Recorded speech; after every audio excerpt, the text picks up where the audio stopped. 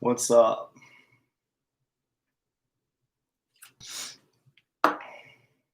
Do.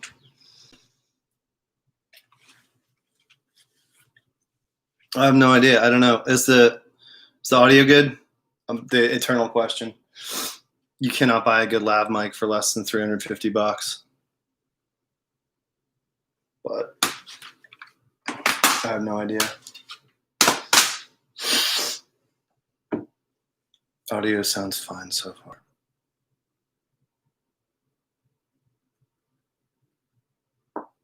You hearing that when I hit the mic? Because otherwise it's going through the stupid laptop.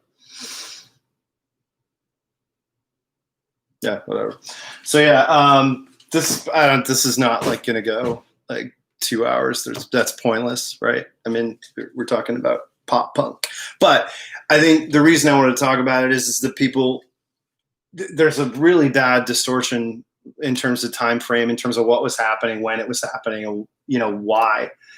Pop punk was part of it's so hard to get it lined up right, because it was initially a really big American phenomenon, and then it spread hugely to Europe and Japan sort of after the fact, late 90s into even the early 2000s. I mean, the whole history of conceptually what's like punk in America, it's usually like college kids, who are eating, 3 slices of bread and a corn dog or something a day just to save money so they can be independent, right? But they're not usually independent. They're usually pretty well-off kids. And then they intermingle with the townies, right? They intermingle with kids from rougher backgrounds. This goes all the way back. Go back to Decline, the whole late 70s scene, the Mask, the Misfits, the original Misfits, which become the Go-Go's, the Germs, X. This is all like low life, right? For some people, low life is a psychological thing. Like it's a haven from attitudes and conservatism or something that they hate, like fuck you, dad. For some people it's that, and that doesn't mean they're tourists. It just means like there's a mixture there. And then you get people who are there because they have fucking nothing else going on. And there's only 2 sort of locations this happens. It happens around college campuses and it happens in cities. And that's it. Because you don't have the internet, you have zines.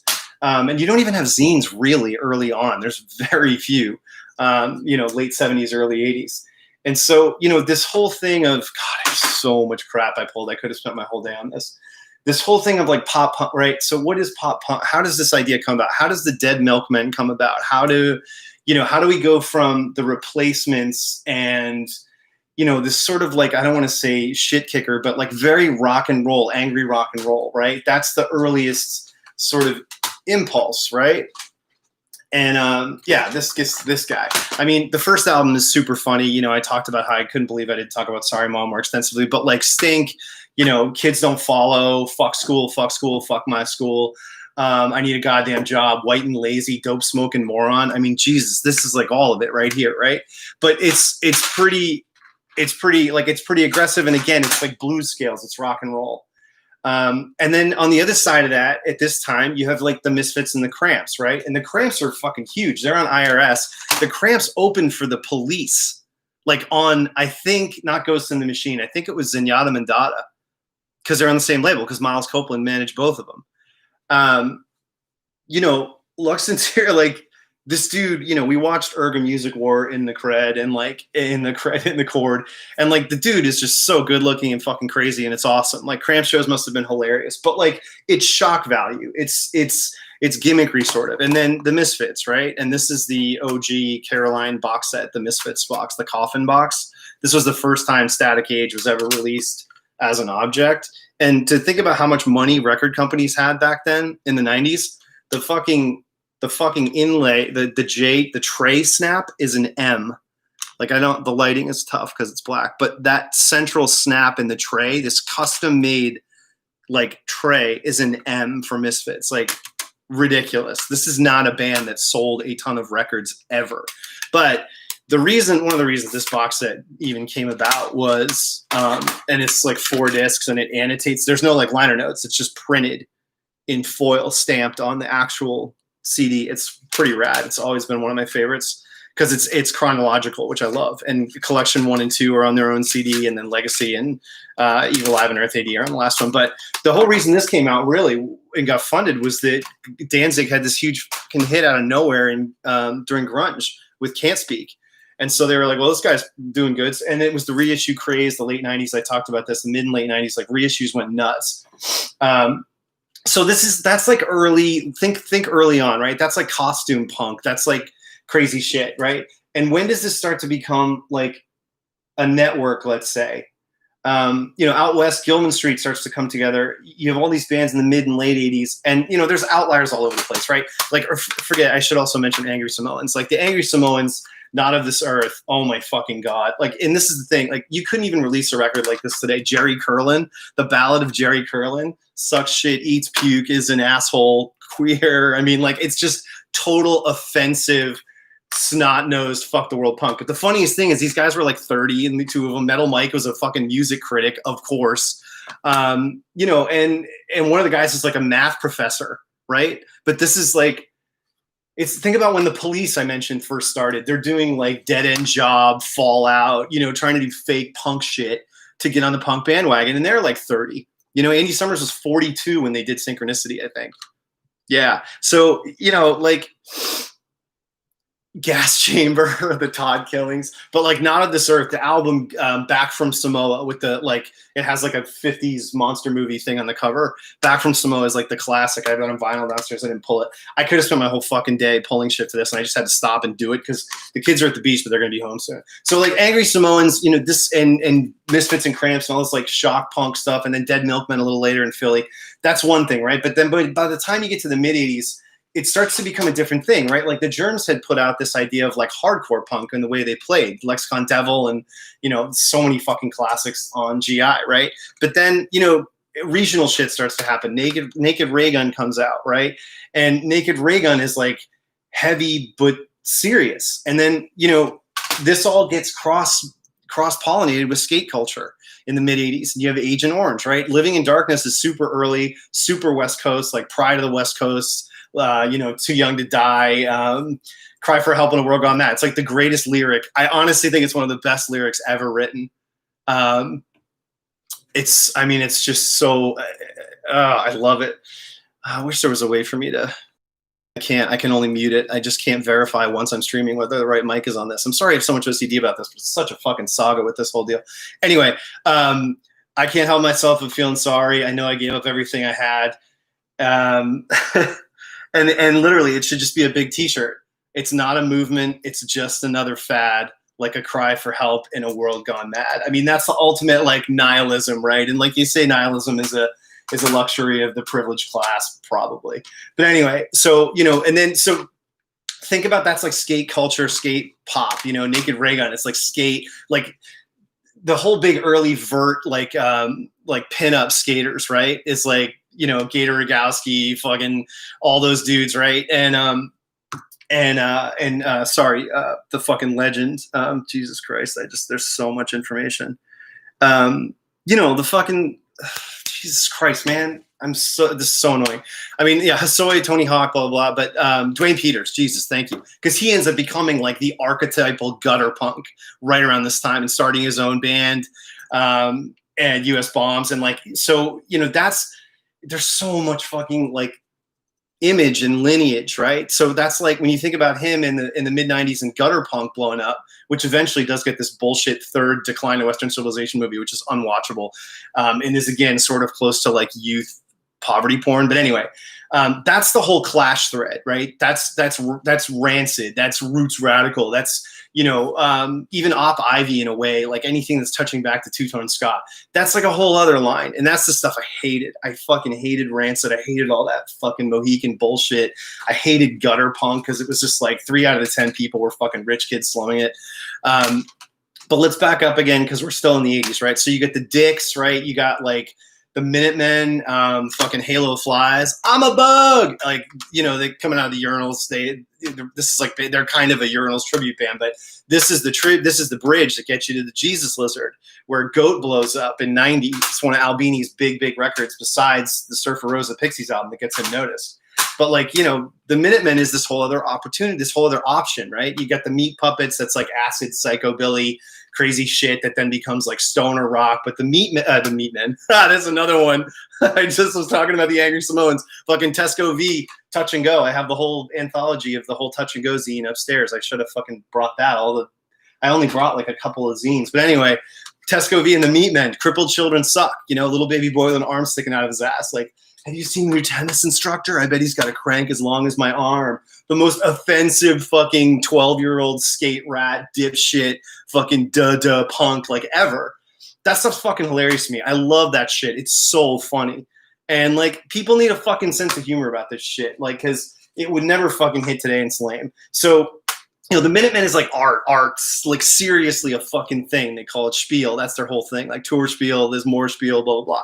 Minutemen is like seriously enduring beyond any genre. They can't be pegged to a genre. They're like punk funk, but like they're as good at funk as like fucking JB's band, like the James Brown, like All Stars. Seriously, like they're so tight and crazy and fun. And this was a late 80s compilation of, like, it's called Ballot Result. After D. Boone died, fans wrote in and like voted for their favorite stuff. And this has No, No, No to Draft and War. Fucking listening to D. Boone saying No, No, No to Draft and War solo with a guitar, knowing the dude like died relatively shortly. Ah, man, fucking chills, man. Chills. Like, this band was not big. They were big in the scene, of course. Like, same way Black Flag was in SST. Oh, by the way, I didn't even show you this. The snap on the beginning of this is my kick drum. So this is my kick drum I played on from 92 to now. I just took it off this morning. And you can see it all, right? Lookout, SST, fucking Merge, you know, Headhunter Records. They have another, like, Nemesis and Headhunter were both under Cargo. Revelation, we'll get to that. Fat Wreck was the big dog. Fucking K Records, Up, yeah, of course, because Land of the Loops and Built to Spill were both on Up, so that was big. Andre the Giant Has a Posse. This is an original Andre the Giant Has the Posse sticker from high school. And that was the first, Obey, like this started his whole deal. This thing, kids need to fucking know about this. Bowling alleys. Bowling was this big fucking punk cool thing. Take the Skinheads bowling. Bowling was always there. So you had to get the kitty cat sticker from the bowling alley. There's no other place you could get these. They were distributed by probably the same fucking company of the whole country. But like, this is a seriously vintage fucking thing. Like, if you want to throw 90s shit, go ahead. This is it. Chaves, this is late on. I got the Chaves sticker when they came through. Fucking Chavez is the best band in the 90s. They're so good. Yeah, and I was obsessed with Rama, and like I first heard about OAVs and shit then, and you know, we've talked about that earlier. But CD Now, dude, I got this like the day CD Now launched in like 90, I don't fucking know, 5 or 6. This was the first place you could buy CDs online. So bad. But this was my band. This was one of my college bands. It was like a Gary Newman kind of slint band. Yeah, you can probably tell from the image. We were okay. I mean, we probably had like 5 interesting good songs. And then this was the other punk band, the Mysterians. And we opened, the biggest show we played was like 1,500 people opening for the Figs, because they're from the same town as Skidmore at Saratoga. The Figs played, Gary Newman Slam. It was like a bad new wave post rock thing. It was, I mean, there were a couple good songs, but they couldn't sing. I was a good drummer, but I was also a kid drummer. When you're younger, you overplay like fucking crazy and you speed up usually. And I did all those things. I wasn't a mature player yet. But anyway, Mysterians, try to find the 7-inch. You can probably, it comes up on eBay from time to time. I think we did 1,000 of them, and it went through Maximum Rock and Roll and got reviewed and all that shit. And I mean, we opened for some weird big bands. We opened for a Britpop band in Rochester. We opened for Rex, the dude from Codine's band, Doug Sharon. You know, we played some good shows, and it was fun. And the Mysterians was really weird, because the dude from the Medicine label, Jonathan Fireeater's label, he like was like sort of almost like stalking me for a minute as a drummer. It was a fucking weird time. Anyway, the point being, you know, straight up dumb punk, pop punk, but like the lead singer who could actually sing, it was a sick guitarist, was from Jersey. So he was like a massive Jersey hardcore dude. But yeah, so anyway, you know, there's other outliers in the mid-'80s to get Squirrel Bait, Skag Heaven. I mean, you know, until these got reissued, I don't know who the fuck is pretending they had Skag Heaven. But, you know, Kid Dynamite is a straight up good skate song. Like, Kid Dynamite should be on an OG skate video, like Skate Visions or Psycho Skate. But like, that's the vert ramp period, right? So vert, no, it's all at the same time. No, but that's the Sonic Bubblegum sticker is from the Bubblegum. It's an old actual candy of bubblegum. And then Shorties did the same thing. You go look it up. But anyway, yeah, it was like an old comic book inside the bubblegum that they all look like that. Bazooka. This is Bazooka gum. Yeah, duh, I just remembered it. But so, God, there's so many threads to this. I just want to get it online. So when you think about that early mid-'80s hardcore stuff, like you think about on the West Coast, right? What's coming out of the first generation of like, you know, hardcore punk out there, right? It starts to spider, and exactly at the same time that it happens in DC with Discord. You go from Minor Threat and all the shit to all of a sudden Faith does their EP and Dag Nasty comes out, and it's like, wait a minute, this is totally fucking, this sounds like The Cure. Like, what are we doing here? That was a really weird period. This is the mother of all, you know, like Blink-182, the dude has Can I Say fucking, you know, oh, the next album, yeah, Field Day, yeah. And there's even like weirder later recordings. They immediately went like fucking blonde Tony Hawk hair, new age, like getting full on fucking all those a lot of these bands sort of did like a skater, tried to do it's so hard to explain. It just shows like a band that gets established in the mid 80s, right? By the late 80s when this whole thing blows up and street skating and all that, and this whole like and hip hop blows up and starts to get injected to it, you know, mostly because of the Beastie Boys and Spike Jones and shit. But like these dudes who were already established, they sort of got faded out the same way like vert skaters did almost, because a lot of them went U2. So there's like Going Metal, you know, You Got Metal and You Suck, Sorry Man, But I'm Okay, You're Fucked by the Queers, which is right here. Don't Back Down, Queers. I'm Okay, You're Fucked. Don't Back Down. I Only Drink Bud. Hey, you motherfuckers, I only drink Bud. I mean, that's just awesome. Like Lemonhead style, straight ahead, funny, good punk. But like, if you were like Christ on Parade out west, right? Like Christ on Parade coming out of Iconoclast, it's like there's this whole scene that's super violent early. Like early punk in the 80s is like not fucking cool. It's not like that fun to be around. It's super weird. People are still looking to fuck you up, and like it's just intense, and like everything is tension, and it's Reaganomics, and it's a very isolated thing. Every city has their naked ray gun, and then you know, in the vert ramp, like big Cali, you know, Ventura, fucking OC shit. You've got like all the OC bands, and like, and Agent Orange is a big thing by this point. But then they go totally U2 with Visions of the Night. Like Visions of the Night, the title track, and Fire in the Rain. They're great songs, but they're fucking U2 songs. So they, you know, bands like this, and there's this super rare comp. This was put out in Germany. It's like all their other shit. I'm so glad I got this. You cannot get this now. It's like fucking, I don't even know if it's on a Discogs or whatever. But yeah, I love these guys. I mean, I loved all this kind of like gothy, Dag Nasty, you know, Can I Say, Never Go Back, you know, like Circle. Like they're so good. They're just such good teenage emo, and they're not well produced, so you're not like intimidated by it. But so when you think about that proto mid core 80s, right before vert skating becomes national, right before Vision Streetwear, that like down with the people underground, like sort of sketchy, intense, you know, MDC is touring. We got to go see MDC, Dix. There's this compilation called Peace and War, and this is the CD reissue, and you want to get the CD reissue of this because it has like 60 tracks. Now, not all of it is period correct anymore once it gets expanded, but this sums up like so many bands from this period, and it has cross-pollination with Crass and with MDC and Dix. Neon Christ, Articles of Faith. I fucking loved Articles of Faith, another like awesome Midwest, like again, super dramatic. This is all forerunning emo. Like, oh, man, In This Life on the Articles of Faith live album, which again, impossible to find. There was a Your Choice Live series. That's what it's called, Your Choice Live. They did like 5 CDs before it went bust, but they would go record live bands and they did Articles of Faith. And there's this song called In This Life, which is on their second album. And the studio version's like, okay, but the studio version of their biggest hit is really strong. It's kind of a Mission to Burmese type song. But this song, In This Life, when they played it live, they had this better drummer. And it's called the Your Choice Live series. it's so insane how fast it is. Like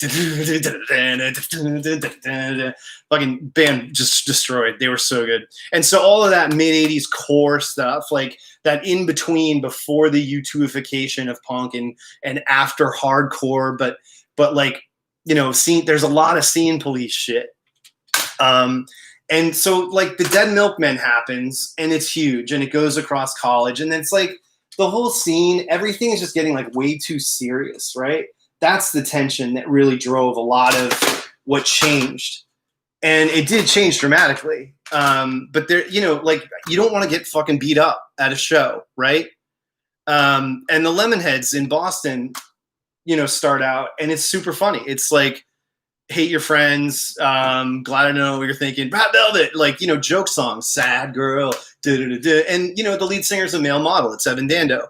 And so, you know, punk, pop punk, suburban, teen, whatever, it's gotten too like wastoid and intense. And that whole first wave of early 80s bands are all old now.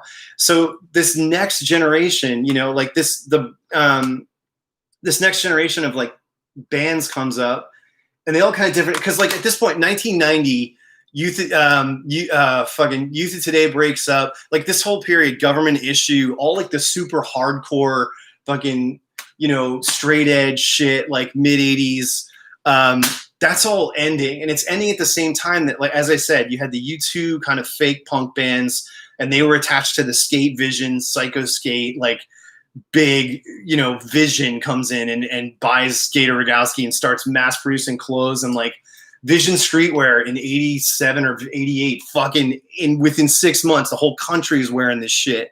And it's so fucking immediately homogenous. Like the 12-year-old, 11-year-old's uniform is the Vision streetwear shirt.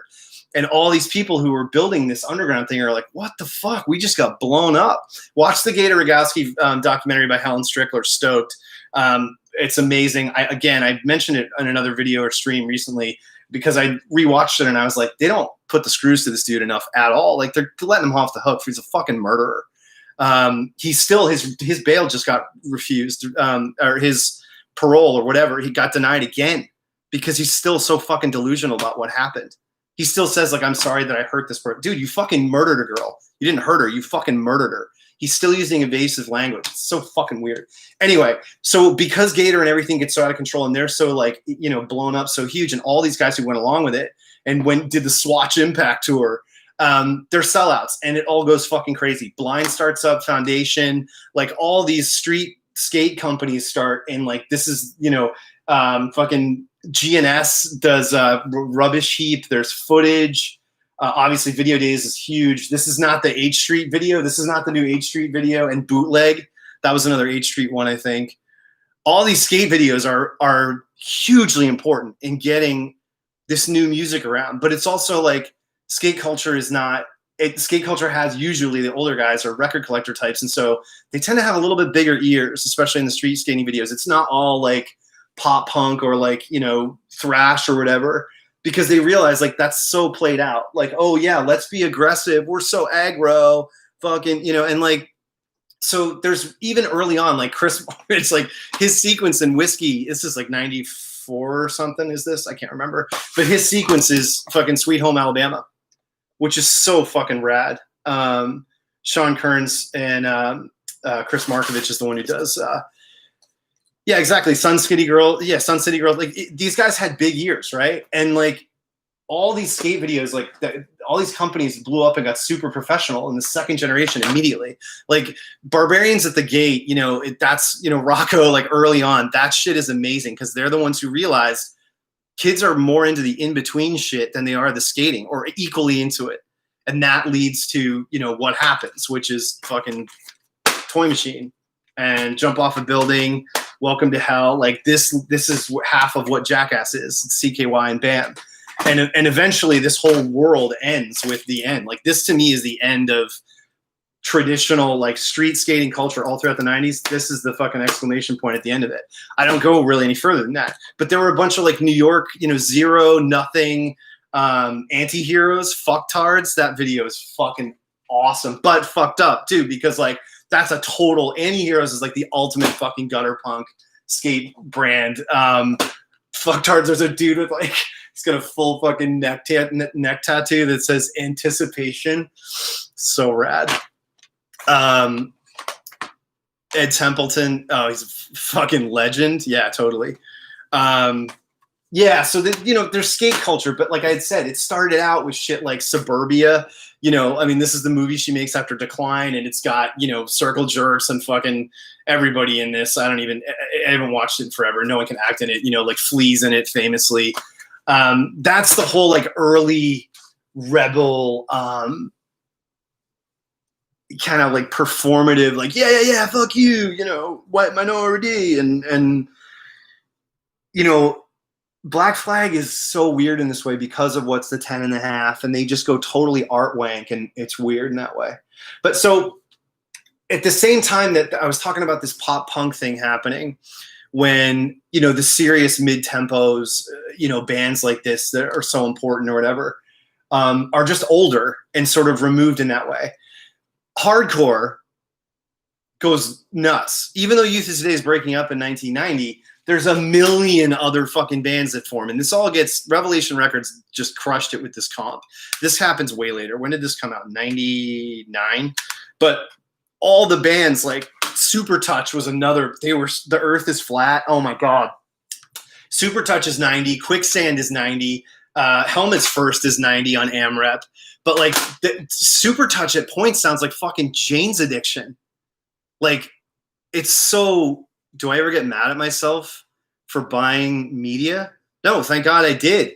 Jesus Christ. I'm so glad I ate fucking beans 3 meals a day in college to be able to afford to buy records, because you can't even get half this shit. And if you can, you're going to pay fucking $60 for it on Discogs. I paid like $6, $7, $8 for most of this stuff at used CD stores. I mean, like, I absolutely adjusted my life to have the maximum amount of pocket change to buy this stuff and to, get 40s. Yeah, I mentioned Goat. But so, yeah, the one weird outliner is still Iceburn. Like, this is so crazy. Victory had Iceburn, this bizarre fucking prog metal band with hardcore stuff in it. But yeah, Victory and Revelation are starting to get really huge in the early 90s. But yeah, Super Touch, The Earth is Flat. They really do. There's weird jams on it. There's an acoustic guitar on it, which is a huge deal.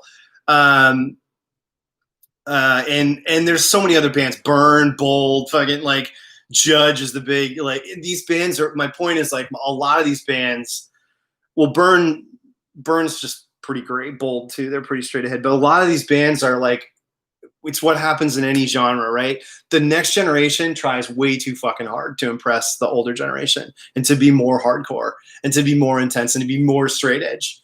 And that's where I was just like, fuck this shit, I'm out. Like, when hardcore got like that, in fucking Chain of Strength and all that fucking shit, True Till Death, I was just like, you guys are fucking the biggest fucking losers. And this is when I've always talked about Grudge, like the band that made fun of this. With songs that are just like Captain Straight Edge and fucking Drinking's Great, OC Garbage, Garb Edge. I mean, this stuff was so, it's still a joke. Snowing has they make jokes about it on like Fuck Your Emotional Bullshit. Like cop hardcore. So there's like scene cop, straight edge cop hardcore. And then there's like this shit, which is like, the apocalypse-y, gothy stuff. This is one of the best 7-inches like fucking ever. Like, easily the best hardcore 7-inch for me of anything coming out of New York. Like, this thing is so fucking good. It's just, Dawn Fury did it, and it's so hard to describe. But like, the first two Iceburn records are the ones you want, which is Fire On and Hephaestus. I think they're the first two. I don't think there's another one. But then they got fucking crazy, and their next record after Hephaestus is like about how the UFOs built the pyramids and shit. Like, they are way out there after Hephaestus. But Hephaestus is great. It's this concept album with like 99 tracks, of course. And the guy's voice is so hilarious. This stuff's, I think it's on Spotify. I mean, they were on Victory. This isn't like, now, I mean, Victory's very digitally together. You should be able to get this. Iron Eye. So this, and this is Civil Disobedience, which is another one that's just like, the world's gonna end. So like, I mean, apocalypse shit I'm down with or whatever, but like going to shows back then sucked, and that's what pushed me into, you know, I mean, look, when you're 15, 16 years old, it's fucking scary as shit. It's not cool. It's not fun. And so, you know, the fun is happening in other places, and it's just hard to describe how this stuff shifted. But one of the ones that was great, that was just a band that was just fuck you all the way through, is Poison Idea. Because 90 is like, God, what was, there's Record Collectors Are Asshole, which is like Think Twice. God, Think Twice is so good. It's like a fucking Van Halen song. No, Think Fast is it Think Fast or Think, I don't know. Think Fast, I think, is the one is like a almost Van Halen level. But this is, I mean, the other thing too is like, the 90 is the same year Feel the Darkness comes out, and that ends up on like one of those punk compilations in the 90s, like Punkorama. Yeah. Feel the Darkness ends up on Punkorama, which is how that gets around. But that's in Whiskey, when Sean Kearns is beating the shit out of a kid in the middle of a drive-through. He's kneeing the kid in the face, and he's like, "Are you done?" While getting kneed in the face, he's saying to the guy kneeing him in the face, "Are you done?" And he's like, "Yeah, I'm done." And he knees him in the face again. It's fucking. Also, the only way you can get in this video is if you break a beer bottle over your head or throw up on camera. Chris Markovich does both. He's the fucking man. Definite man crush on him before we had a word for it. Dude ripped. So the other thing is I mentioned this in the last one, the Screeching Weasel. Like, My Brain Hurts is perfect. It's just absolutely perfect. It's a perfect Ramones tribute type thing. And then they find out that the Queers are coming together, and Lookout is starting up, and it's this whole scene of like fun, you know, like Wink Wink, Ramones, you know, sock hop, 50s rock and roll. It's like that stuff is so gone at this time because of hardcore and because of you know, Lemonheadsy, Dead Milkman-y, funny punk, which doesn't die at all. That Lookout's like trying to get something a little more pure, I guess I'd say. And we loved if it had Lookout on it, we were buying it. I mean, it wasn't all great. I mean, eventually you get into stuff like Riverdale's, and I'm like, this is kind of done. But yeah, I mean, like Fat Wreck, Lookout, God, it's just these labels were blown up. No Effects, Lagwagon, Pennywise. This whole thing changes because, I mean, one of the big changes is the production value. So there's a documentary on Fat Wreck that's on Amazon Prime right now. It's not really a documentary. It's just interviews with a bunch of people who were there. And it's pretty cool. Like, it's pretty cool that they peel back the onion on, like, the fact that they were sort of a factory. Like, no joke. Every record was produced by the same guy and produced the same way. So, like, you're either, you know, this side or the other of being a sloppy band or a super tight Fat Wreck band that sounded like a freight train. But you had Dr. Strange too, Zoinks. Like, Dr. Strange was a super, super big label, but they leaned more into the a lot of the ska revival stuff was and the surf revival man or Astro Man stuff. But there were just so many. This was the thing. There were really big labels, and the labels were making money. Now, I say big, I'm talking 10, 50,000 copies of their biggest records. Like, the biggest thing was Ribbed and Punk and Drublick, No Effects. Those two records were both absolutely huge. And then Propagandhi, which, like, this, nobody had heard punk rock technically this tight ever. This really does sound like Van Halen at 45. Like, it's so crazy. And then there's an awesome split they did with I Spy. I think I have it on CD. I don't have the 10-inch. Or no, I have both because I have the green fold out. So they're both down there. I just didn't have time. It took me so long to go through this shit. But yeah, Propagandhi was the band that was like, whoa, I have never heard pop punk produced this well. Like, Screeching Weasel was one of the biggest bands on the fucking scene. But they didn't have access to enough money or skill or studios to do that. The guy who did all the Fat Wreck records, he had he had developed techniques of production that let him repeatedly and quickly burn this shit out, turn this shit out. And so Fat Wreck's like production quality was just way, way higher. This was 93, by the way. The I Spy split was before this, which has, I Spy has one really awesome song in it called Remain that I always make sure I recommend if you can find it. Remain! But I'm, you know, look, I'm in New England, right? So things are a little bit different. Oh, there was another one related to Propagandhi. I should mention FYP. I fucking love FYP. Recess Records. Recess Records is who put out the Propagandhi I Spy split I'm talking about. FYP is like, you know, like Angry Samoans, but like, because remember, Pansy Division's about to come out. Like totally hardcore, pro-gay, pop punk band, Pansy Division. Like songs about hooking up with boys and like just full on. And everybody was like, yes. Everybody loved this because pop punk was not aggro. It was inclusionary, and like the only thing that mattered in pop punk was whether or not you sold out. Like this is, so there's a famous essay, like I talk about famous essays. You got like, you know, The Problem with Music, Steve Albini. The Rock Critical List was a big one in the 90s that probably, I don't know if Neil Strauss wrote it, but anyway. Another big thing which comes from my generation is an essay that Jessica Hopper wrote called Where the Girls Aren't. And it's about intense male, you know, punk, and at that time emo and screamo. But that's true, you know, with few exceptions. The Cynthia Connollys of the world, the Jenny Toomeys, the, you know, Autoclave, Mary Timony. This is a split with Discord and Kay did it together, and they put the logos together. Discord, you know, Autoclave and these new like female bands are coming up, and pop punk and indie generally. You know, this is real broad strokes, you know. But generally speaking, there were tons of girls at all the pop punk shows I played and went to. Like, it was super inclusive. Like, I know, man, the colored vinyl, the white vinyl of Luca, the Lemonheads. So this was like Kurt Cobain took a shit on Levin Dando and was like, I lament that everything I did just benefited a alternative cover band. Because the Lemonheads have been doing funny Dada covers the whole way. You know, Luca was the first one. It was a pretty solid hit. And, you know, Miss Robinson and all the shit they did after. But anyway, oh, I pulled the other. Oh, God, yeah. Must get. Holy shit. I've recommended this probably 3 times on streams or whatever. But XQ17, this is like the band before Sleater-Kinney. And they were so much better. So fucking intense. Vanishing Act is one of the most hardcore, like, rage, female rage songs ever put to fucking tape, man.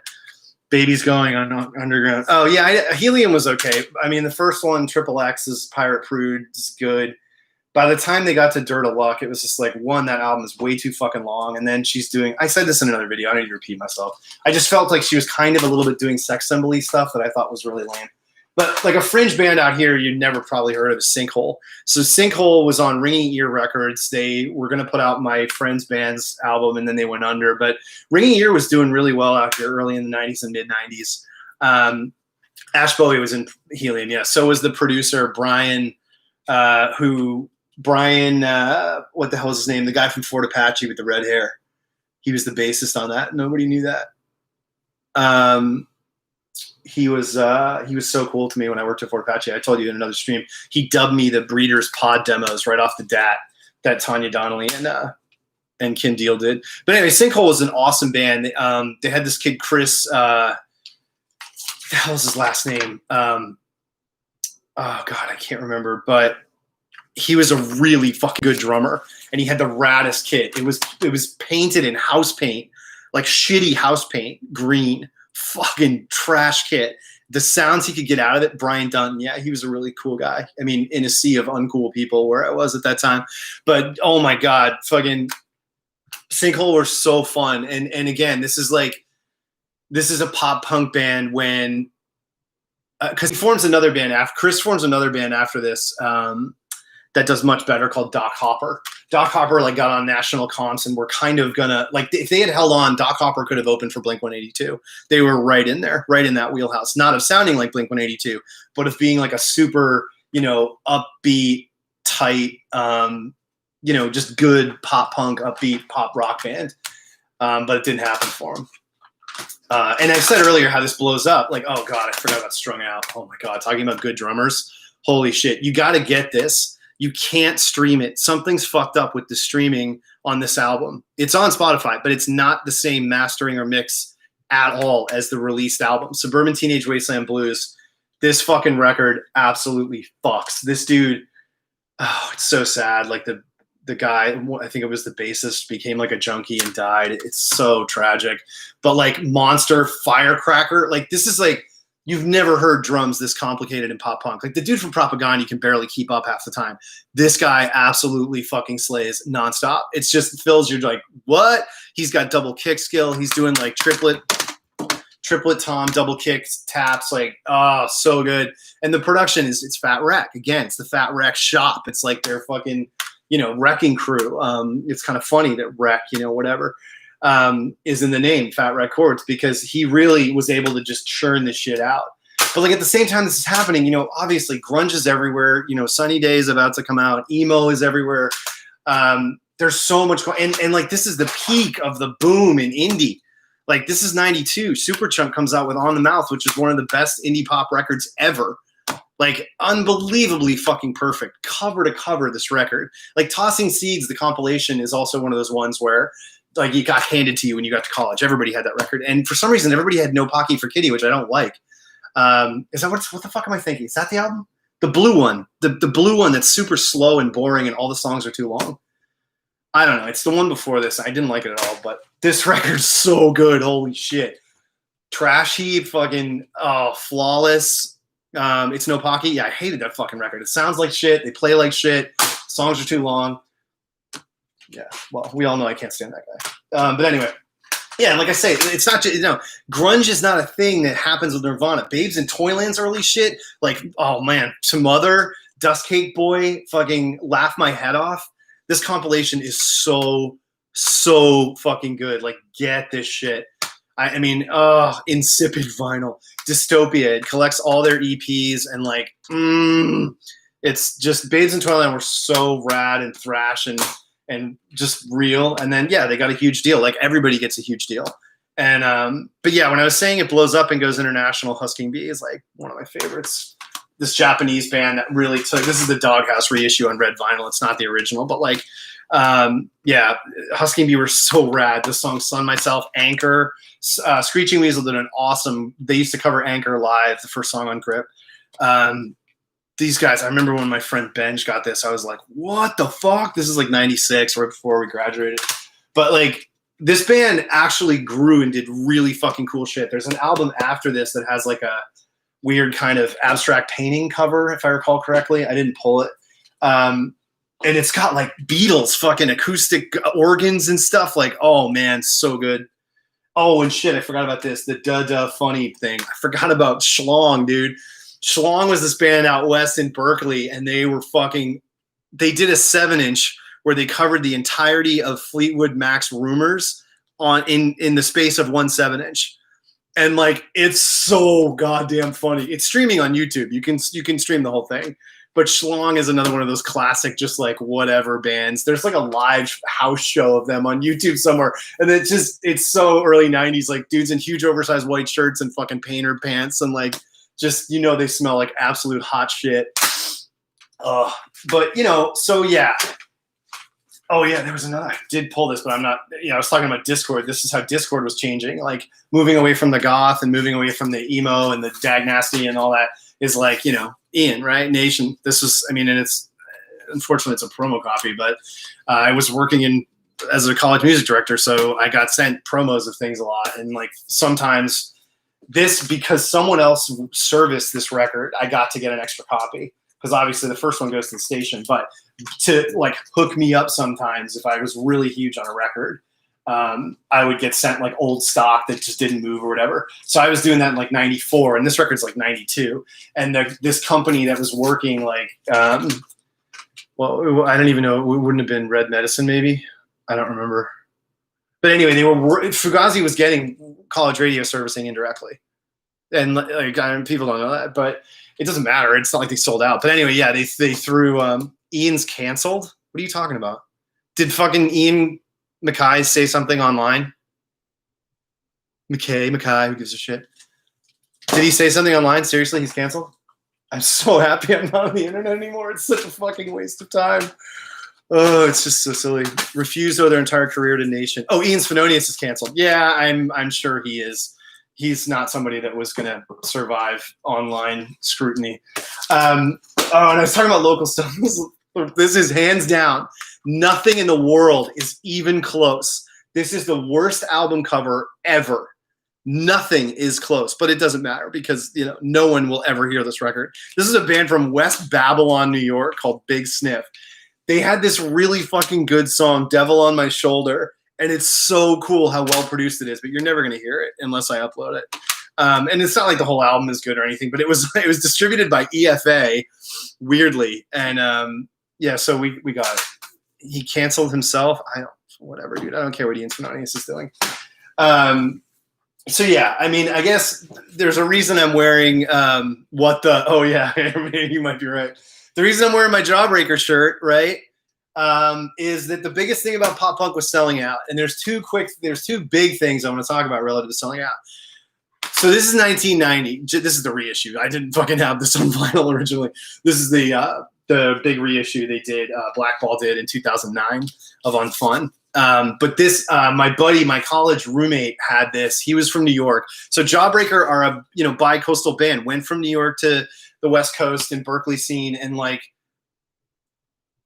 they're not like, this isn't a scene band in that way, apart from where they're playing, who they're playing to, and what label they're on, right? Like the bassist is this completely weird dude with wearing kilts and shit. The drummer's kind of a jock. And then Blake is like a male model, right? But there's so much about this in this time period that comes back to Jawbreaker. Like, and on the back of this, all it says is special thanks to Sam I Am. Because Sam I Am was like this in the same boat of having a wicked fucking good singer and a really good drummer. And like, but Sam I Am, this is a compilation of like rarities and stuff in between when they were getting courted by major labels called Boof. It was released in Europe. And there's one of their logos. Oh God, Sam I Am is just one of my favorites, man. Sam I Am was so good, and I was so happy they got signed to a major because fuck the underground, right? That's the place everybody comes to, and that's what happened to Jawbreaker. So like, this comes out, they're playing shows. I mean, fuck, dude. Wants, oh my God, Gutless, which is a rewrite of is it Never Go Back, or what is it? It's a rewrite of a Dag Nasty song, like totally fucking complete ripoff, but it's so good. The drum fills on Gutless. Woo! I think it's Never Go Back, not Circles. Or maybe it's Values Here. I think it's Never Go Back. But anyway, it's an eternal punk riff. It's a 3-chord riff, whatever. But yeah, Gutless, fucking wow. Oh my God. This record is just so good. And I had no idea who they were until, you know, I got to school. It was like a year and a half after that had come out. And my buddy had the With or Without You 2 7-inch where they, you know, cover all the songs that have Paco Bell's Canon as the main riff. And yeah, like then, you know, and then at this time zines blow up and that's how people are keeping in touch. But there's this scene police thing of wanting to hold on to everything and wanting to hold on to your bands and not wanting them to sell out. And there's, you know, what happens with Jawbreaker is Nirvana blows up. Every record label in the world, go get me a Nirvana. I need like 5 Nirvanas. What about this band Jawbreaker? Oh, they're a trio. There's 3 of them, just like Nirvana. The lead singer's really good looking. They write the same exact kind of fucking music. Boxcar is Sliver by Nirvana. There's very, like, Nirvana has a junky West Coast shit kicker thing to their grunge. But Jawbreaker is more tight and really influenced by the West Coast once they got there and Sam I Am and shit. And they're writing pop songs. And, you know, and before you got Bivouac with Chesterfield King, which is monster. I mean, if you've never been to San Francisco or Berkeley, listen to Chesterfield King and it's like you're fucking there. It's so weird how it sounds like the air of that fucking, those Twin Cities. It's so fucking weird to me. I don't know why. It's not like I first heard it out there, but when I went out there for the first time, I put that album on and I was like, yeah, Mission, like this is fucking Jawbreakers, you know, but I never liked that record because all the songs are like 5 minutes fucking long. But yeah, Indictment, fucking Do You Still Hate Me? Like this is it when they're like, okay, we did our big jammin', drinking too much record. Whoop. And it was just so fucking tight. And it's right before Green Day. So not only do you have, they've been getting chased by majors to become Nirvana, right? Because Blake, whatever. They open for Nirvana. Kurt's wearing this shirt. There's somebody found the picture and it's on the internet of Kurt in this shirt. And I think Francis is in the front of it. So they get to open for Nirvana. I think it was 94. It was this tour, a 24-hour. And what happens is everyone's like, oh, Jawbreaker's selling out. Jawbreaker's selling out. They're going to sell out in a different way than, well, Sam I Am's going to sell out. Well, no, we like Sam I Am. They want to do that, fine. Green Day is going to sell out. We love Green Day. They're too good anyway. It's like Green Day is annoyingly good. The dude's writing classic fucking rock songs every other day. Like early, it's so absurd. Kerplunk is just a monster record. I think I mentioned in a video, I had a friend who went to Boston College High School. I mean, he had Kerplunk and we were like, out of 15, like it had no, I mean, it was getting the fuck around. Like Kerplunk was a big ass record and it was, everybody knew it was going to happen. But Jawbreaker's different because Jawbreaker, again, great looking lead singer, big dude, sounds like Nirvana. Green Day is a new idea. Can we break pop punk? These guys are slick as hell. Yeah, they did it with Dookie. Obviously, it blew up MTV and it became Beavis and Butthead music and it took over the whole fucking show. It was a breath of fresh air, certainly. How energetic it was from 3 years of listening to a heroin junkie talk about how he wanted to die. I'd take that. Serious fucking shot in the arm, no pun intended. Green Day was. I mean, everybody was, and everybody that was in their 20s was like, I don't know, dude. I don't know. And then it was like, who cares what we know? Green Day is going to sell fucking 20 million albums. Like, it's over.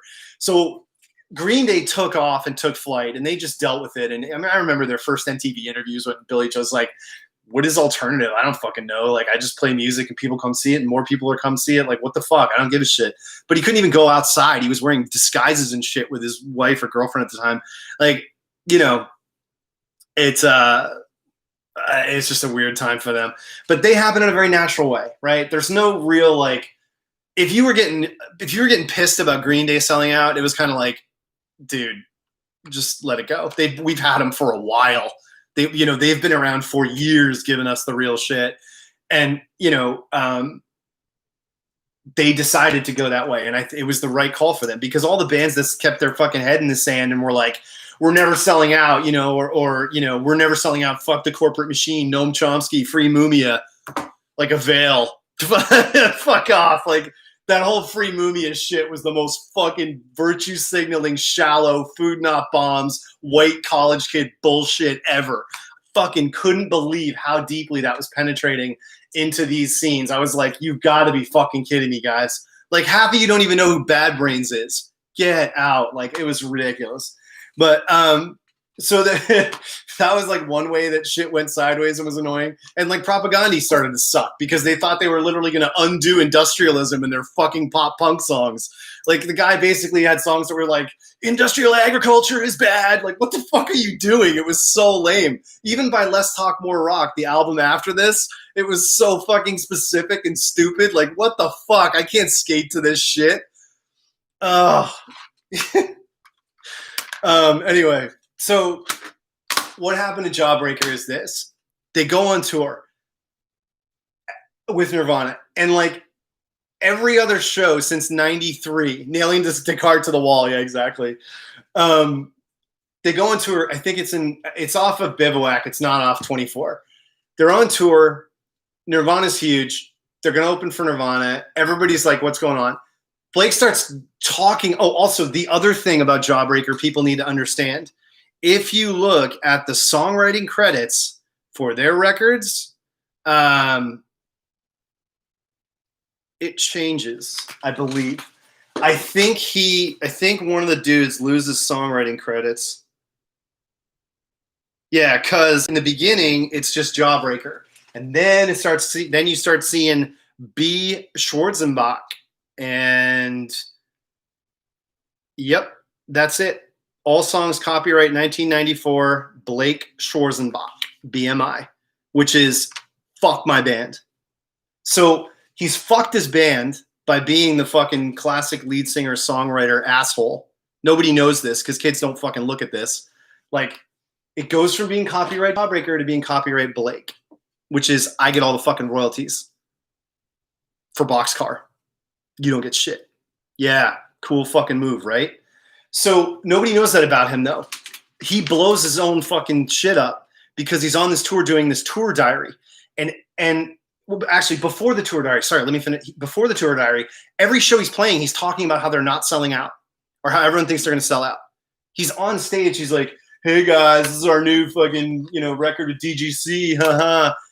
Like, he thinks everybody at his shows gives a fuck what he does and is invested in whether his band sells out. It's like 2 people per show.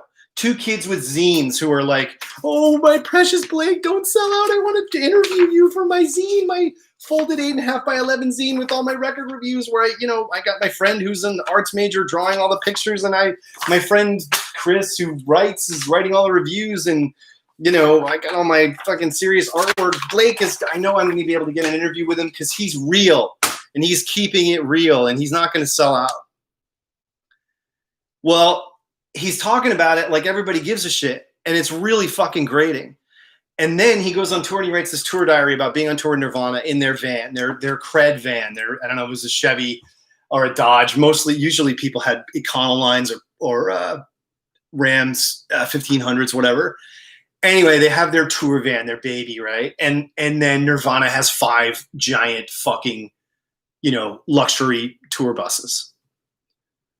And so Blake is like writing these insane screeds about cred and selling out and, Nirvana and this and that. And it's like, dude, you fucking ingrate. Like, this fucking band is the biggest band on the fucking planet. The singer's fucking repping your shit. And you're like talking about scene police bullshit? What a fucking dick. And then like everybody totally fucking sours. Then he gets the polyps and he has to have surgery. His voice gets fucked up and he has to have surgery. And it's mostly because of the way he's been singing, because he's not a trained singer. Kurt Cobain would have had the same problem. You scream all the time and you want that vocal fry.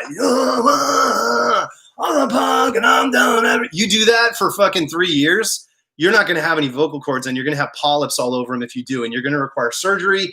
You're never going to sound the same again. And he didn't. And that's why Dear You sounds so like another fucking band. And I mentioned this in another stream. They had to layer like 3 fucking harmonies to build a full, thick vocal sound for him. And it just doesn't sound like Jawbreaker. It sounds like dark Weezer. So anyway, Jawbreaker's history sucks in that way. I mean, I mentioned the Prime documentary on Fat Wreck. There's one on Jawbreaker. It's pretty fucking cool in a way because you still see that he's a dick and the other guys in the band aren't comfortable with him and he's still a dick. And it doesn't get solved. And they can spend like 2 hours together in a fucking room doing a documentary and they are already fucking sick of each other. Definitely recommend, watching that. So that's Jawbreaker. Okay. So that's one band that is getting external pressure put on them by record labels because they fit the fucking bill. They 100% physically, musically, all of it are a facsimile of Nirvana. I don't mind Dear You. Fireman's a great single. Dream I was a fireman. I think it's produced pretty cool. It's got that 90s like super fucking deep kick. And sick guitar, way overdone, Def Leppard guitar overdubs. There's like 3 or 4 really good songs on Dear You. But like, think about it, right? Like Dear You is sort of like, it's like 24 Hour is a refinement of Unfun, and Dear You is a refinement of Bivouac.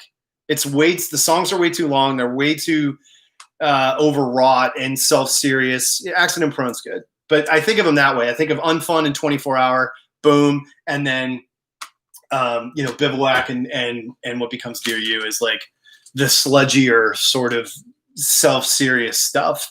Save Your Generation, I did not. Oof, that one might have been a little bit of studio prep. Remember, they didn't want to even release the record. They heard the record and they were like, oh man. And then they tried to do Save Your Generation and Fireman. They had big videos, fucking negative interest from any radio station in the United States. That fucking record died in such dramatic fashion. I mean, I told this story in one of the streams about going to see them in Rhode Island at this show that in the documentary, they talk about this show and say it was the worst show of their career. And I'm like, it was just a show. Nothing happened at the show. And in fact, This entire show is streaming on YouTube. Someone filmed it, and it's just a show. No, there's no fight. Whatever happened after and backstage or before. But like their A&R guy is there, and there's all this label pressure, and the fucking club is covered in Jawbreaker posters, and it just like it was such a different vibe, and they obviously weren't into it, and they could tell because they're just starting the tour. They're like, we have this whole fucking tour in front of us, or they were ending it. I can't remember. But the bottom line is like you're starting on this huge major label tour on your major label record. There's all this extraneous external pressure. And then immediately the record label's like, yeah, you're done. It's not going to happen for you. And you have a whole fucking tour in front of you. Like, that's brutal. You don't survive that. No one does. And yeah, so, you know, kids today are not going to remember why Jawbreaker fell off and why they were viewed as kind of like this got thrown in the closet in 95, let's say. Like, it was so the shit. Like, there's different, everyone was still screening these. I don't even know which ones were real and which ones were fake. There's like, if you go on Etsy, there's maroon ones, there's green ones. I went to try to figure out, like, I remember a maroon one with gray. I remember my friend having a maroon one with this silk screened in gray. And I was like, so that was the OG, right? And not this. And then I was like, no, wait a minute. Cobain wore black and yellow. That had to be one of them. And then I went on Etsy and someone had a green one with yellow. And I'm like, I don't even know what this was. And then somebody was like, yeah, there was also a blue one with silver, similar to the maroon silver. And I'm like, okay. Because, I mean, think about it. Liberal arts kids, our bands silk screened our own shirts in college. We do like 50 shirts and silk screen them ourselves in the fucking art lab. Like, so easy to do. And then zines are telling kids how to do this too. So like, make your own shirts because you need merch because you're touring and you don't have enough money. So you got to be able to sell a shirt for $10. Shirts were crucial, way bigger sellers than most, you know, certainly vinyl. But we're gonna have to keep a lid on that shit. We're gonna have to keep a tight fucking lid on the Desire U2 shirts, and that color better fucking pop. I want fucking neon chartreuse on that shit. Anyway, so I was trying to figure out if this was the OG, and then now Jawbreaker sells the full color. I don't know how the fuck they got to deal with Morton's to do this. They sell the full color. Oh shit. Hold on.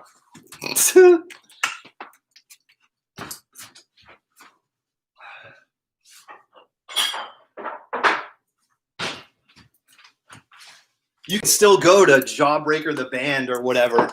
You can still go to their website and buy the full color Morton's shirt.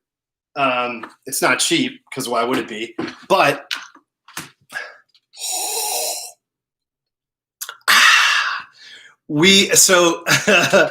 at the Salvation Army in Saratoga, we found a box of these. These are 1968 Morton's original Morton's salt coffee mugs. I have like 2 of them left. We found a box of like, I think it was like 12 of them. Yeah, but so that's my rad Jawbreaker accessory is a Morton Salt Girl cup from 1968. It's funny too. Like, think your mom had one. These are tiny. When you see pictures of people today with these giant fucking, like, that's not good. This is a serving of coffee. It's not really like that big. But anyway, I don't use it. I've saved them. But I did have it in the cabinet. I was like, oh, I got to show that during the video, but I forgot to pull it out. Yeah. So, you know, yeah, your grandparents had it, right? I mean, this was weird. Like, why is a punk band doing copyright jokes? Like, but it was so fucking instantly iconic. This was like the shit. Like, it was. And when I mentioned before how girls were part of the pop punk and rock scenes, like the non-macho, the non-fighting stuff, like, so many girls in the fucking 90s rock Jawbreaker shirts, like Hello Kitty shit, that bowling fucking sticker I was telling you about, this shit, fucking Jawbreaker shirts, like this was, and draws and shorties and all the skate shit. Like, there's skate, it wasn't like the word skate Betty is kind of like not in anymore, but like it wasn't like they were skating, it wasn't like they were skaters, it was just like there was this whole indie art skate punk scene that was like totally welcoming of girls and like hung out with them and you weren't going to get hit on. So like it was a big flavor, like girls being around and it not being like, you know, the offensive misogyny of 80s, you know, whatever, or the exclusionary aggression that, again, I give full credit to Jessica for talking about. The latent, you know, intrinsic male yawp and whine and scream and pain and bloodletting and all that. That just innately pushes girls out. And those audiences and those bands weren't welcoming and didn't treat women as equals. But during this kind of like skate petty, I don't know, it's fucking part of the vernacular. What do you want? But like, you know, like indie pop, rock, all these things, like, and skate culture and all this, like it was just like this new vibe. And K and the International Pop Underground, which I still haven't talked about, was a big part of it. And yeah, that Heavenly record, man, when that last Heavenly record came out, so many girls had that shirt. You know, and it was the little bows and the cute kind of, like I said, like Sanrio, girls with lollipops, like, you know, and always having a t-shirt with a colored collar and colored, you know, all that shit. That shit was so real and pervasive. Like, oh my God. And again, like when you look at what Chloe Sevigny and other, you know, the cast members are wearing in Kids, it's like, it's so reified because it was filmed in 95. Yeah, Riot Girl and shit, like totally, man. Rebel Girl. I mean, that was different. And you know, whatever they wanted to do with Riot Girl, they took it to the top. They were on TV, you know, nobody stopped them. They were definitely given a platform, and it resonated to the extent it did. But I'll tell you, for me, the girls I knew couldn't fucking stand that shit. They did not like militant feminist Riot Girl politicking. I'm not saying that no one did. Of course they did, but it was just too much fucking work. Like, what the fuck? Especially when this scene is coming up that's like relatively pro-girl, like Tiger Trap and you know, Heavens to Betsy and like a million other bands. And K is so supportive of this. I mean, Wandering Lucy and Lois. Oh my God, Charles Atlas was a big record. Like, there was lots and lots of, and this is saying nothing of the whole East Coast. Like I already talked about, Autoclave East, you know, Jenny Toomey, Simple Machines. There was a lot of options. And when these scenes, these, you know, like we were self-policing. I've said this in other places in podcasts and videos. Like, you were not like allowed to treat girls and women poorly. Like, you would get stomped the fuck out. I mean, we had a couple of incidents early on in college. I remember dudes, like, girls got left alone with the wrong guy, or we heard about some shit, and like that dude got fucking knocked out. Like, seriously, at a wimpy liberal arts college, that was like a righteous standpoint. Like, it was like, you didn't fuck around, you didn't treat women like that, and like frat culture, fuck that shit. Now, it went on and is still going on in plenty of places, no doubt.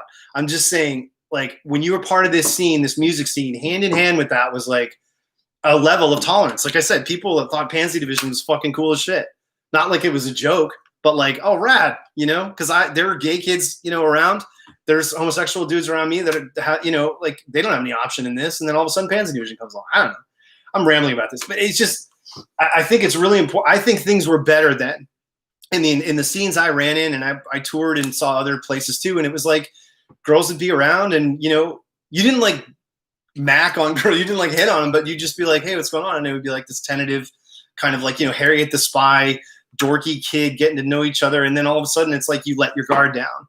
And then, you know, then you have the chance of forming, like, you know, relationships and going out with somebody and hooking up and all that stuff. But like, it was this, like, is this person, am I safe? You know, we talk about safety all the time now, right? But there was definitely an element of that.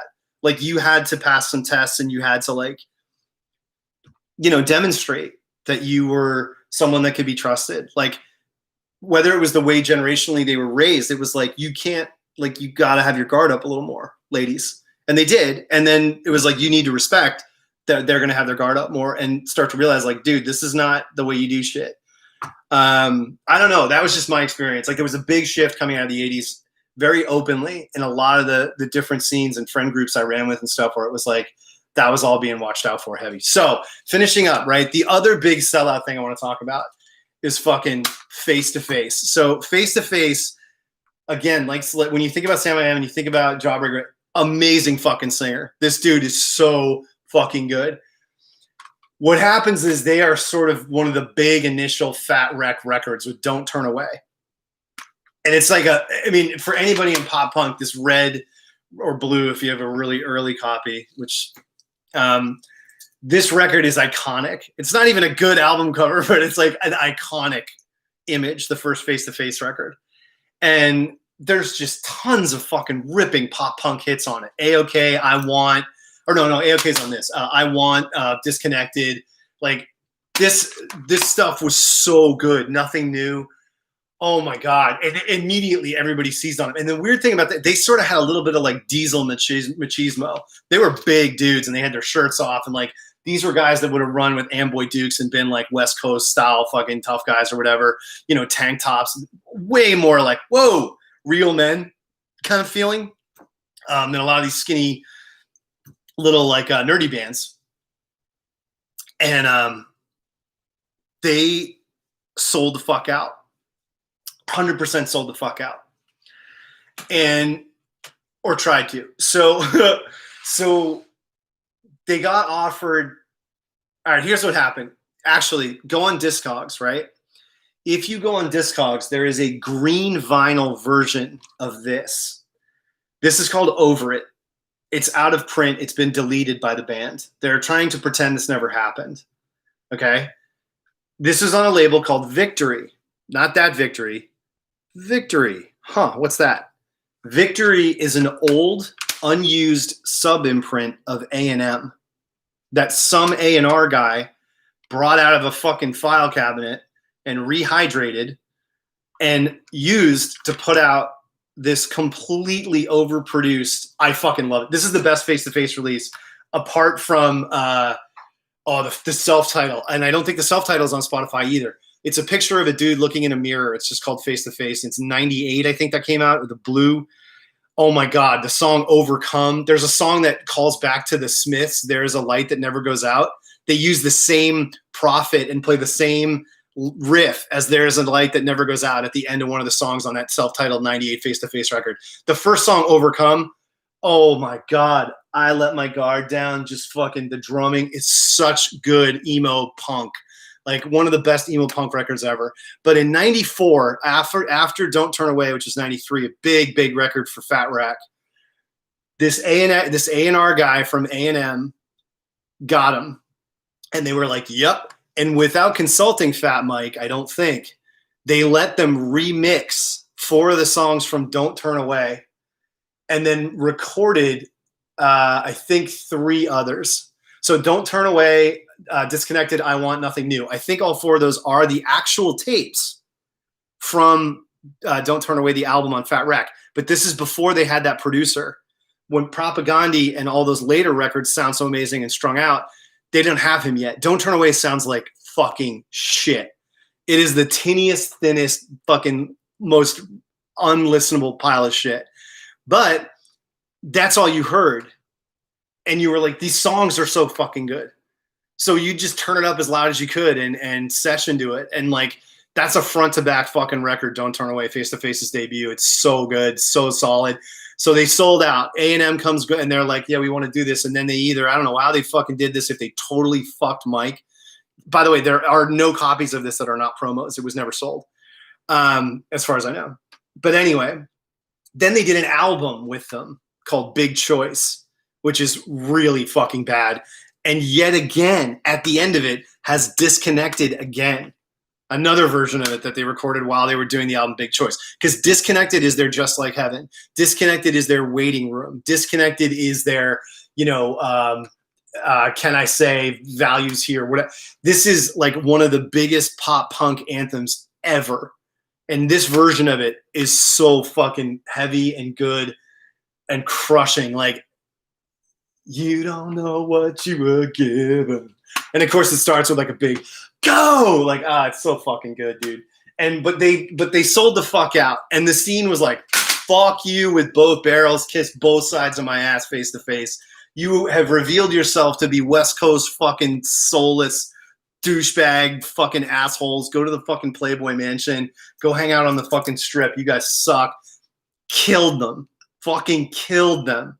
Their whole career was over for 4 years. And then they did that emo record with the blue cover and the dude looking in the mirror. And it had been 4 years, so nobody even knew who they fucking were. So when they came back with that record, this whole new generation that was getting into emo and, Refused and whatever else and Screamo, they heard this and they heard that first song, Overcome, and they were just like, this is my fucking guaranteed shit for the rest of the summer. And it is a really, really good album. And Face to Face then started to kind of consolidate, get over their bullshit, and become like a big Warped Tour, whatever, Ozfest. I don't know what the fuck. They became a big festival band in the 2000s, you know, deservedly. It sucks that it happened to them. Wiki page says subsidiary of a major label, lol. No info on Victory being a subsidiary of A&M. Well, go on Discogs and look up the green vinyl version of this that someone's trying to sell for, I think, $300, and you'll see there's a note in there that's on A&M stationery from the A&R guy who sent it to the radio station. RYM says Polygram. Well, Polygram's a parent company to everything. It's like saying Seagrams. I mean, Polygram was so massive. No, but if it's still on Discogs, go check it out. That's where you can find out exactly what went down. And so, yeah, this was just a complete catastrophe. So those are these are the ways selling out can happen. You can get sold out and crushed by the potential of your band and a jawbreaker. It's $333. Yeah, I thought I saw that a while ago. It's never going to sell me. What the fuck? I'm not paying $333 for a green vinyl promo of a fucking bullshit. I have 3 copies of this on CD though, because you can get it for like fucking 85 cents, and it's like fucking awesome shit. And you're not going to be able to get it because they freaked out and got it deleted and tried to reverse. They tried to pretend they didn't sell out. It's the most embarrassing, basic, fucking hilarious thing, but they did. But yeah, like you get blown up big. Major labels come at you and it tears you apart, and that pressure, that perception of seeing pressure and selling out, the perception of like, I'm going to be a huge fucking star. Because Blake was giving interviews where he was sarcastically like, oh yeah, I can't wait to have a fucking mansion and blah, blah, blah. Like, dude, you meant that shit. Fucking cool it, man. Like, get the fuck out of here. That dude's just totally not resolved. He is just not a resolved person. I don't know what his fucking story is. I don't give a shit. I loved his band, man. I'm in a fucking Unfun was just 2 years of fucking blaring that, drinking 40s, and just hanging out with skater kids. I wasn't a skater. I couldn't skate for shit, but like everything about it, the music. I was a drummer, so I was playing in shows for them, and it was awesome. But anyway, you know, so you get killed by the pressure, you get killed by the outside forces. That happens.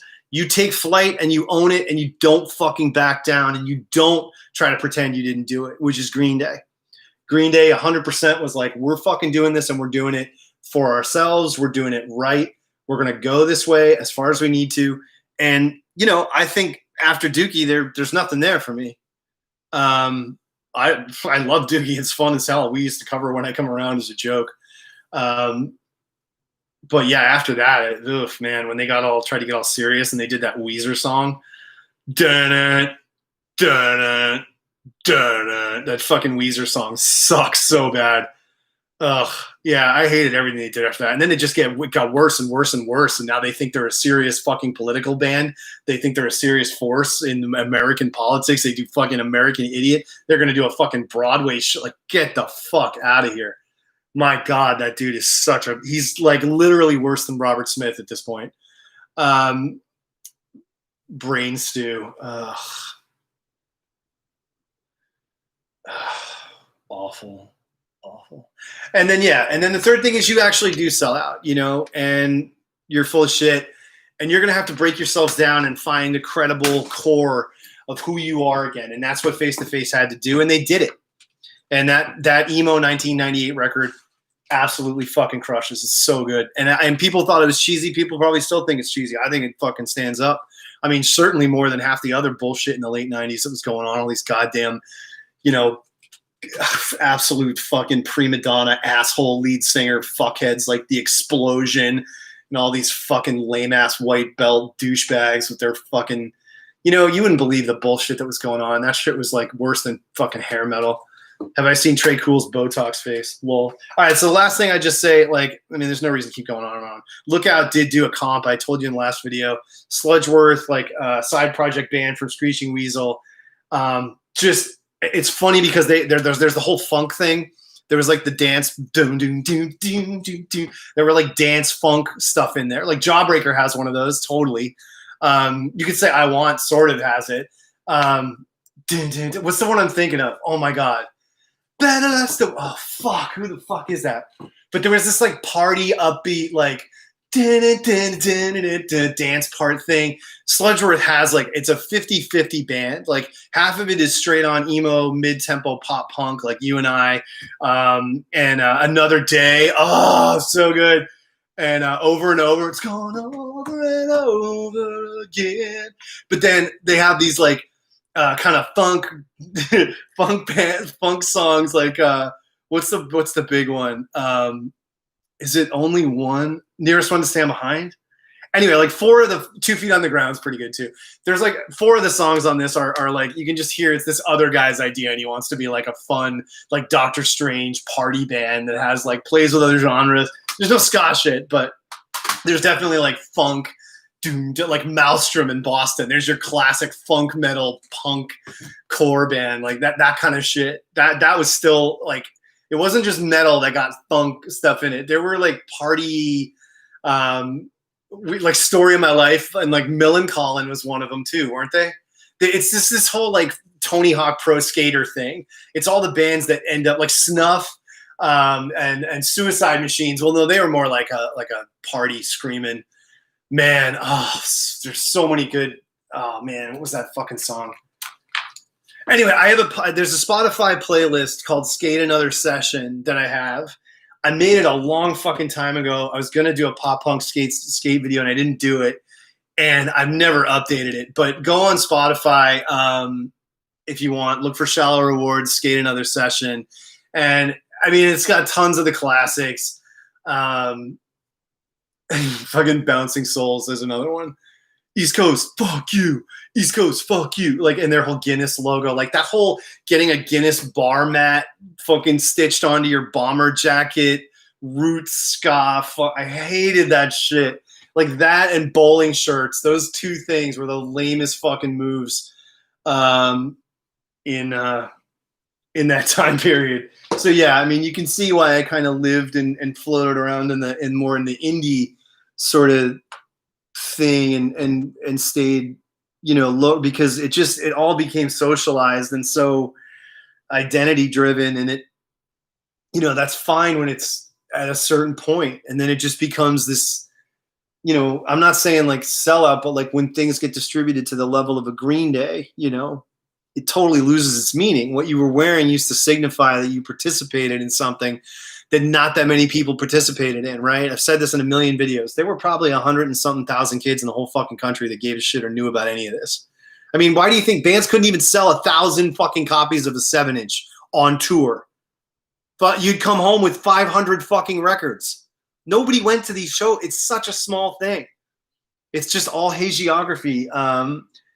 And things like kids that, you know, maybe do make it seem like it was pretty fucking crazy and cool.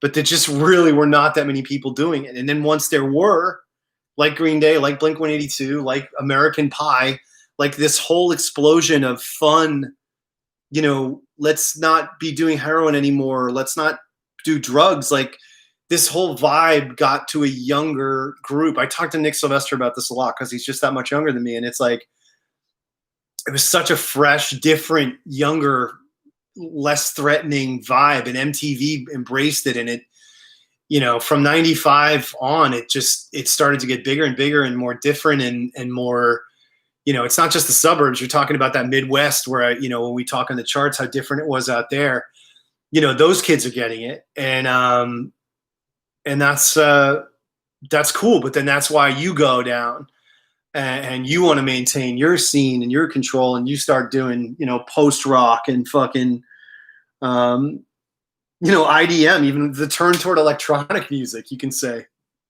and then all the retro record collector bullshit, and then you get to Pitchfork. So, yeah, I mean, you know, by no means did I cover everything I could have. I can't even imagine how many bands I failed to mention that, like, I fucking played with, opened for, you know, like, and it was funny though. It was funny that pop punk did, after Green Day, pivot to, you know, emo and, you know, like Jeff from Thursday in our podcast says they called everything hardcore. Like they called Braid a hardcore band. That would never happen where I was. But, yeah, indie became pretty directly informed by Control and by releasing your own records. And and the Braids of the world and all this started. It was a pretty reactionary thing in a way, going back to local scenes. Really, I mean, again, no internet yet. You have email. My friend ran the Northeast show list, which was a way of coordinating and promoting every show at every house in the entire of all of New England and down through New Jersey. He spent years doing it.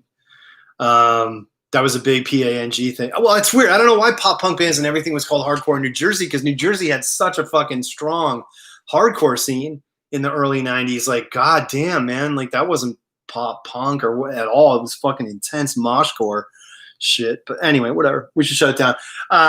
Yeah, fun hang. Good to get all that shit out of the system. Talk about all those issues and those three big sort of examples of, you know, what happens to bands that don't necessarily get remembered, talked about. And sort of the roots, the quick roots of it, I think, are a lot easier to understand than people maybe get. Because, you know, there are people, there are, you know, hardcore hesh people, gutter punk people who, like, it stops at the Dicks or whatever, and then they're like buying obscure fucking, you know, limited Vanity Run hardcore fucked up, you know, psychobilly shit, and they just go down their little rabbit hole, you know, like Sick Kids in Philly, or like, that's a band that totally informs Ink and Dagger. Like, I don't know if a lot of people know about them. The girl that was in the band OD'd, I think, really early, like 24. But Sick Kids in Philly, like, there were fucking crazy, you know, death, whatever, fucked up, just, you know, nihilist dead end shit. Like I talked about, you know, I talked about Civil Disobedience and bands like that. But did I open for Blink-182 in Rochester when they were on Cargo, when Cheshire Cat came out? Yep. No, they're just little kids in a van. Yeah, so anyway, not at the Bug Jar. No, they play. It was a bigger. Was it Rochester or Poughkeepsie? You have to go look at a Blink-182 concert history. I don't know. But yeah, Touchdown Boy on that first Cheshire Cat record. Everybody was into that shit. Totally, man. They were big from the word go. Everybody knew Blink was going to be huge. Like, they weren't punk guys. They weren't scene guys. They weren't like 7-inch guys. They were from fucking Rancho Bernardo. Like, they were total just fucking Cali dudes having fun. Like, I'm sure they loved Green Day and they loved the music, but like, they didn't fucking, you know, those guys had nothing to do with music as a scene or whatever. Like, they just listened to it. Like, they're, you know, it's a totally different deal, you know. What's my age again? Dude Ranch is great. Yeah, there's that super fast song, Pathetic. Is that some good double kick? Yeah, Dude Ranch is great. I remember when Dude Ranch came out, it was like, yep, there you go. And then it was like Enema of the State. It was like, whoa, this got way tighter than I thought it could when Travis joined. Wow. Yeah, then they became ridiculous, and they got Robert Smith to be on the record. But I stand for Violence. Violence is a great song. It's the last decent thing they did. Peace out, y'all. Good stream.